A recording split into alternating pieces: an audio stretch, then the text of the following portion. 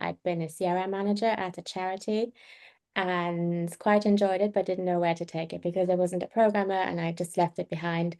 Went into teaching for a few years and then came COVID and I had a couple of years at home. Lost a lot of confidence and then wanted to restart my career. And I knew from the beginning I wanted to do consulting. And I found Supermums and realized there might be an avenue for me to get where I want to be. And when I first learned about Supermums, I thought I wanted it for kind of tangible things like references and certificates and that sort of thing. But actually what I found most valuable was the community. And yeah, the community and also coaching and mentoring have been really useful for me.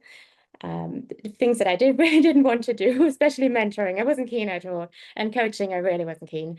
And now I've ended up doing a coaching qualification myself, and went straight from the Supermums course into a consulting job for 2 years, and have now started my own consultancy.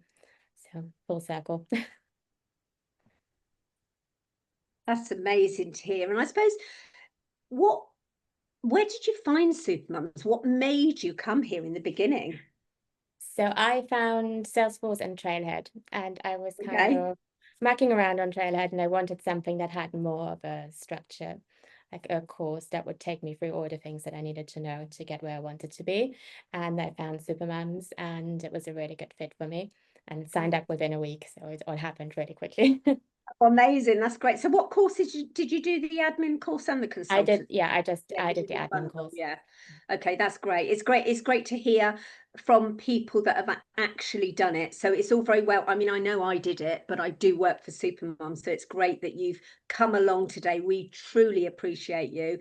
So what does a day in the life look like for you as a consultant? I have lots and lots of meetings. Sure. I must confess, there are lots and lots of meetings.